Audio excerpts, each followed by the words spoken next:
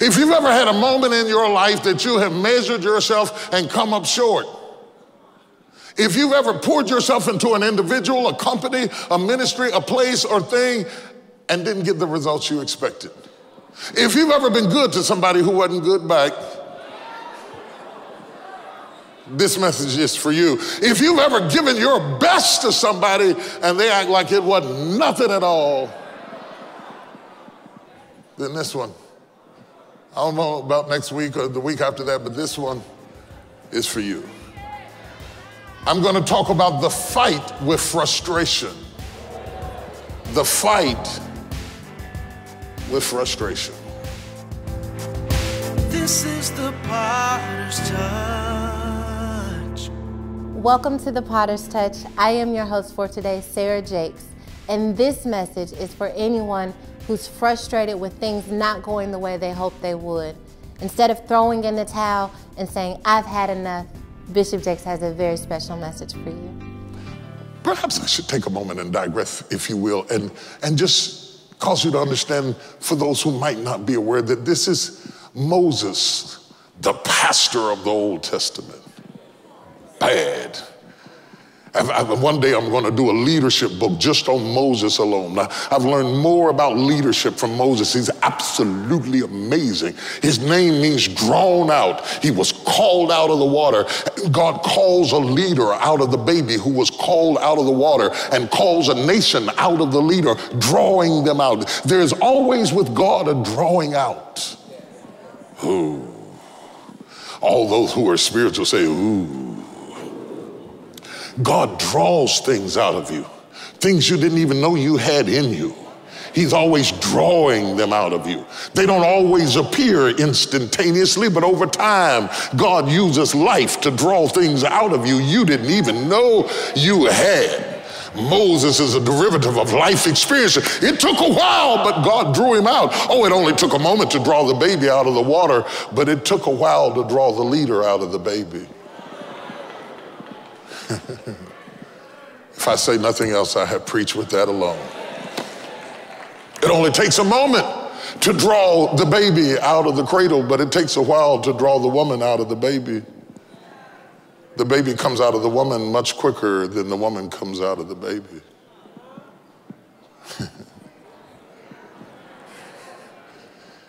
She's in labor. The water breaks, the baby comes, boom! You bring the baby out of the woman, and then you spend the next 40 years trying to bring the woman out of the baby. I suggest to you that all life is a delivery room, constantly drawing out of you things you didn't even know you had in you. He was raised to think like an Egyptian, but he had the blood of a Hebrew, and the fighting he saw in the street was the fighting he had on the inside. Do you know what it is to have a fight on the inside while you deal with fights on the outside? It is easier to stop the fight on the outside than it is the one on the inside. He kills a man and stops the fight on the outside, and for 40 years, the would-be prince is now an outlaw running from what could have been his heir apparent. Now he runs into the wilderness, not even a slave, but a runaway convict hiding from justice. And there he has an encounter with God. And God says, go to the very place that you're running from and tell Pharaoh I said, let my people go. This is an amazing moment. Can I take, you told me to take my time, so I'm gonna do it. This is an amazing moment, not only because he goes back to the very place that he's running from and has to face what he's afraid of. That's something all by itself. But it's an amazing moment because he gets to become the leader of the people that he is connected to but never got to bond with. It's like getting your family back. It's like making your cultural connection. Moses comes back to Egypt to lead his people out of Egypt. There's a personal investment here because now he's connected with his brothers. Brother, oh, God is such a great idea in the mix with my people. It's a great idea. connected with your culture. It's a wonderful thing. Feels good in theory. Sounds amazing. We eat the same stuff. We like the same colors. We dance and move the same. It's cool hanging out with my folks, especially when you never had it. But sometimes things are better in your head than they are in real life. So he comes to his own people and he starts leading them out, and he's got God's power and he's got God's hand and he's got God's might, and he's trying to lead them out of something bad into something good. And you think they would like you because you know you want to be liked because you're back. And he's leading them out from slavery, and they're fighting the one who's leading them out. Moses has been dealing with these nincompoops for 120 years. Ooh, did I call them nincompoops? I don't even know how to spell nincompoops, but it felt good to say that. He has been through hell and high water. The kinds of stuff you go through that only life can teach you. Life is a university. My mother was absolutely right. It is absolutely a university. And whether you want to take the classes or not, you got to take them every day. Life will teach you some stuff. He has been up and down. He's been around and around and around. They've been through snake bites. They've been through famine. They've been through pestilence. They've been attacked by the Amalekites. They've been through hell and high water. And he's been through all of it. A whole generation of them died in the wilderness because of their hateful, murmuring, complaining ways. And now he's leading their kids. And the fathers had bit on sour grapes, and the teeth of the children are set on edge. What does Bishop mean by that? What Bishop means is that the kids are nasty because the parents are nasty.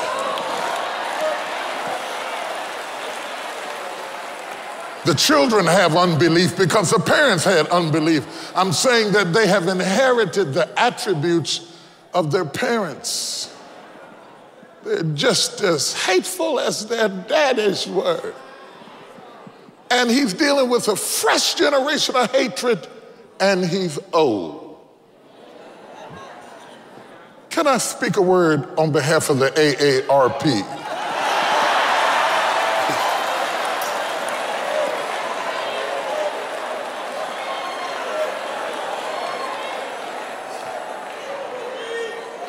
Children are for young people. You need energy to give children what they really need. To laugh and run and frolic after you get home from work, you need to be 20-something. When you get like 60-something, your laughter box breaks in 3 minutes. Your patience runs out real quick. What you thought was cute when you were 20, you are welding a machete at when you're 50, talking about, son of a gun.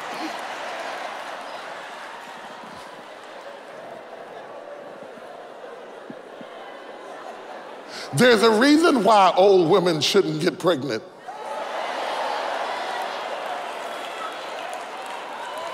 Don't even write me. I'm not reading it. Don't even write me. Moses is in that stage, and these people are in this stage.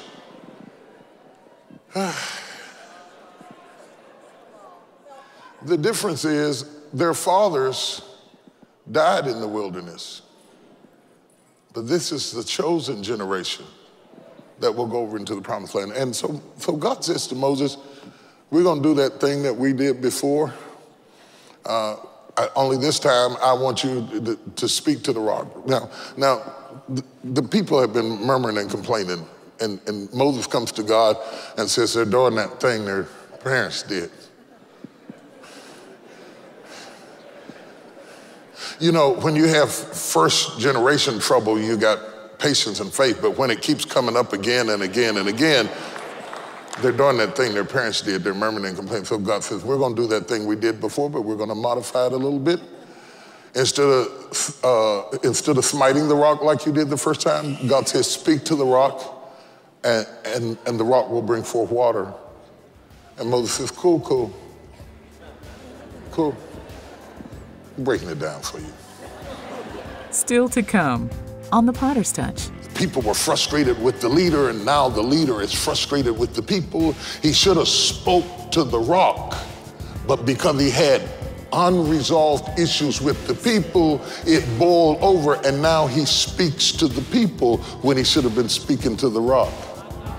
Are you speaking to the people instead of speaking to the rock? You have no idea what I've been through. I can't take this anymore. Tell frustration you've had enough. Are you speaking to the people instead of speaking to the rock? Are you carrying your frustration to the people you love when you ought to be speaking to the rock and feeding the people you love? I thought I would be further than this. By now, I thought I would have my life together. Frustration comes through what you thought. No more bruisings are necessary. It's in the Word. The water you need is in the Word. The thirst you have is in the Word. The healing is in the Word. You don't have to go through changes. You don't have to go through crucifixion. You don't have to bleed for it. You don't have to work for it. You don't have to sweat for it. All you got to do is hear the Word. Healing starts today. Order enough when you visit our website or call 1-800-BISHOP-2.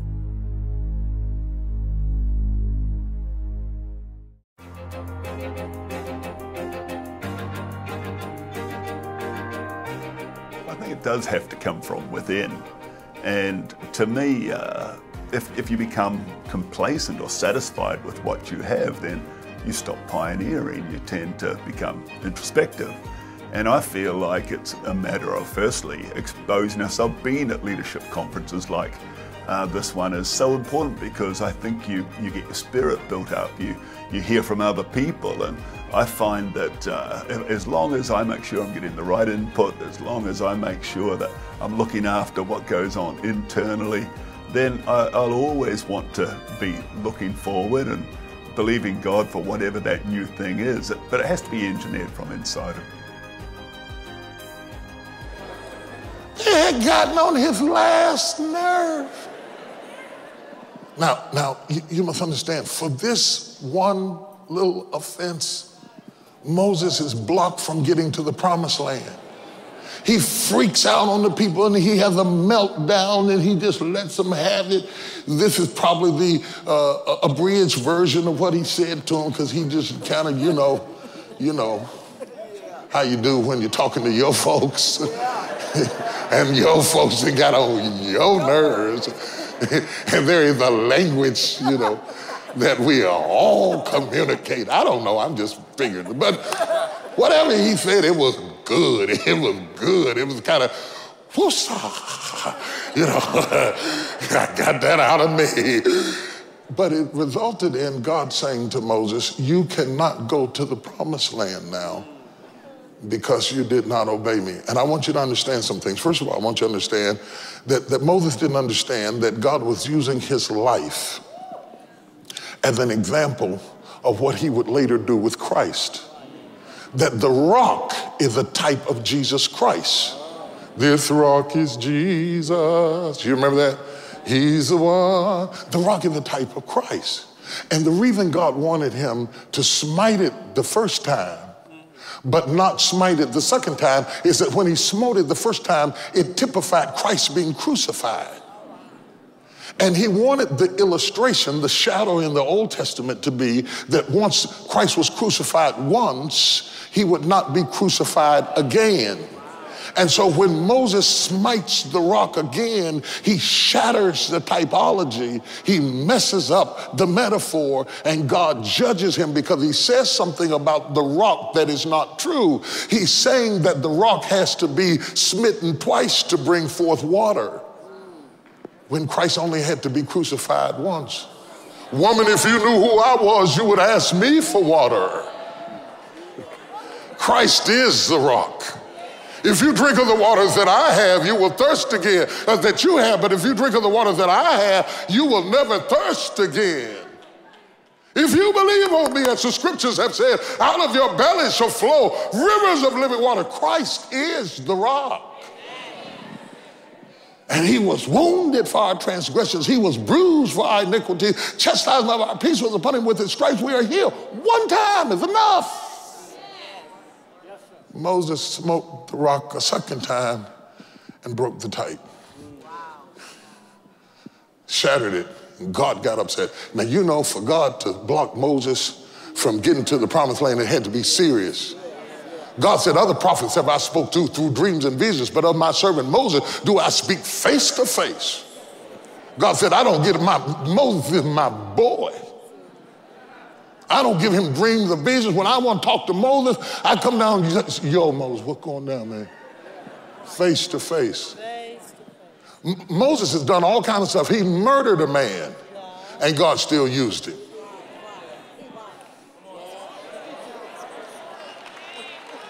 When Moses' sister spoke against Moses, God struck her with leprosy.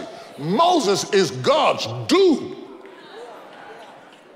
You get in trouble saying something about Moses. Moses had gotten in God's face and argued with him, and God put up with it.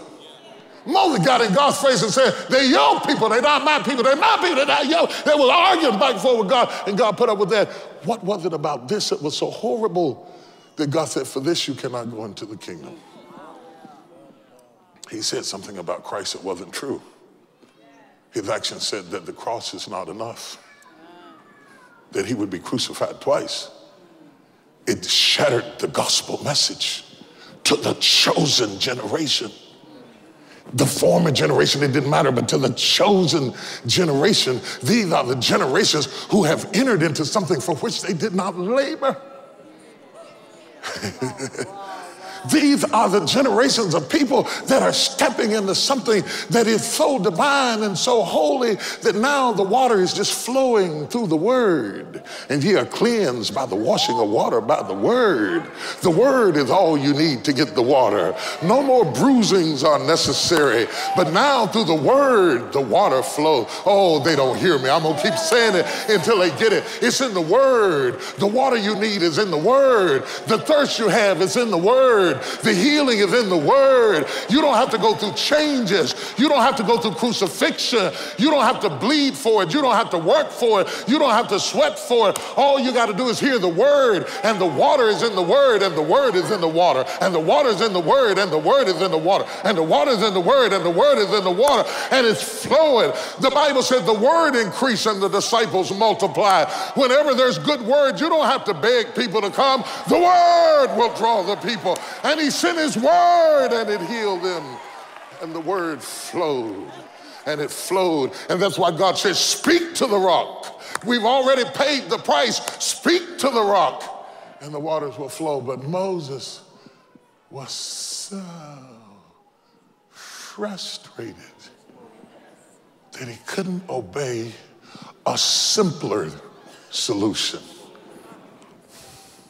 And I want to tell you why he's frustrated. They were murmuring again. They were murmuring and complaining again. They were murmuring and threatening to kill Moses. And Moses was afraid for his life. He was at his wit's end, and he'd already been through it before, and he was frustrated. So number one, he's frustrated with the people. He's frustrated with the people. And when you are frustrated with the people you love, the conflict is overwhelming. It's one thing to be angry at people you don't know. But when you are angry with people you're in covenant with, the confusion is overwhelming because one thing says, love them, and the other thing says, I want to choke you. Now, if you haven't lived long enough to have that conflict, I won't get an amen out of you. But if you live long enough to have Meribah on the inside and be quarreling with yourself, you see, the people were frustrated with the leader, and now the leader is frustrated with the people. The people are frustrated with the leader because You have led us into trouble. And people will follow you as long as there's not trouble. You're a good husband. You're a good man. You're a good daddy. Oh, you're such a good daddy. Till we get evicted. See, people love leadership that leads you into convenience, but when the leadership gets kind of bad, murky, goes black, gets dark, they started murmuring against him. Long as manna was falling, he was cool. Ooh, manna, manna, manna. But they gotten hungry and they gotten dry, and now they're frustrated with the leader. And Moses goes to God, and God says, speak to the rock. But Moses was mad.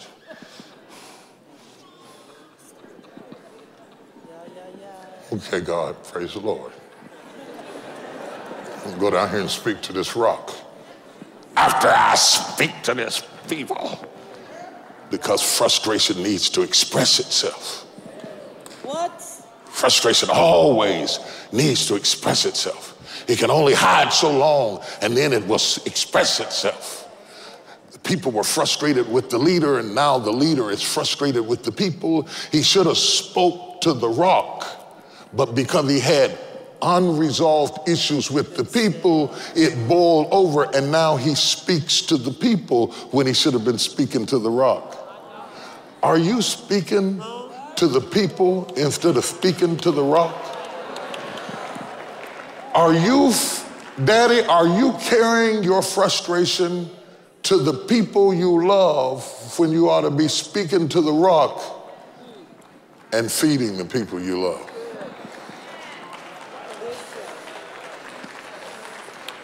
If Moses would have just got that part right, it'd all been over. You speak to the rock, you feed the people. Simple.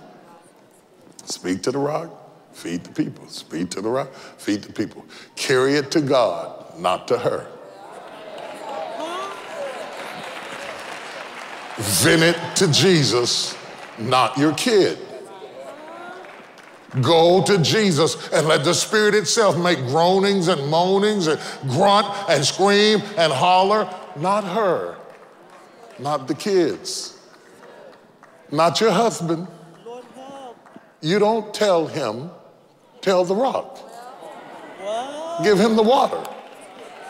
No wonder the marriage is in trouble. You're venting to him. You got too much mouth in the marriage. See, I knew it. You got to break it down to that third stage. When you break it down to that third stage to get it, you got too much mouth in the marriage, see? Community language. Now, the frustration with the people, the frustration with the leader leads to the frustration with the people.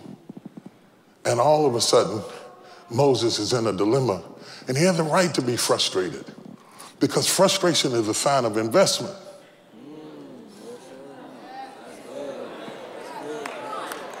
You don't get frustrated with things you haven't invested in. Stock market crash, you don't have no money in it, you don't care. You don't feel it because you don't have nothing invested in it. Sarah could tell Abraham, put out Hagar and her child. It was easy for her to say, put that girl out. The reason it was easy for Sarah to say, put her out, she didn't have nothing invested.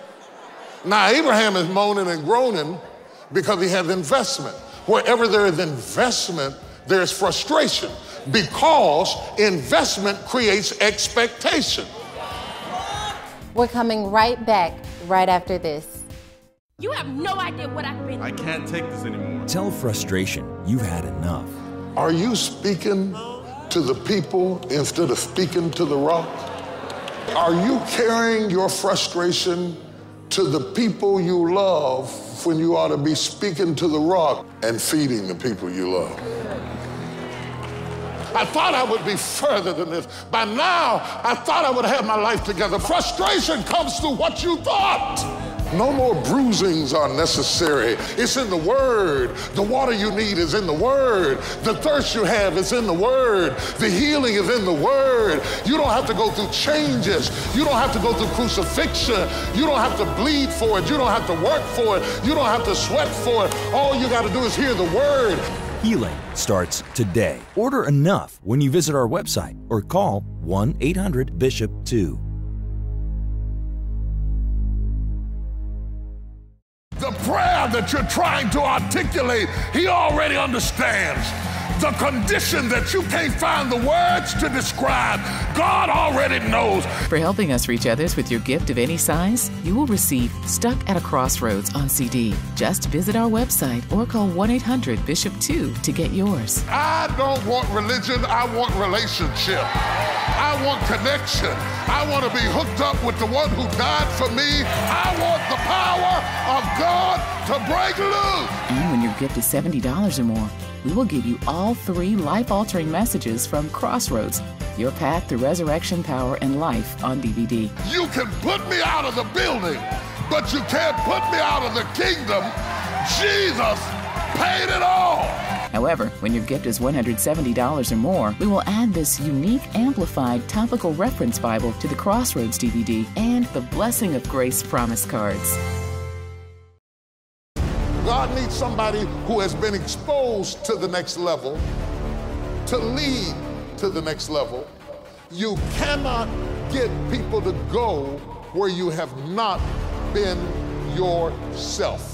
That's why God fixed it for you to be here, because He wants to expose you to something that you can go back and use in your city, your vision, your ministry, your church to accomplish the thing of God. Bishop has just brought in so many different voices that are challenging us on a whole new level and a whole new way. I'm strengthened through this conference. I am just expecting a download from heaven. How far you can reach, how far you can go. You need to be able to be exposed beyond the people that you lead. Are you ready?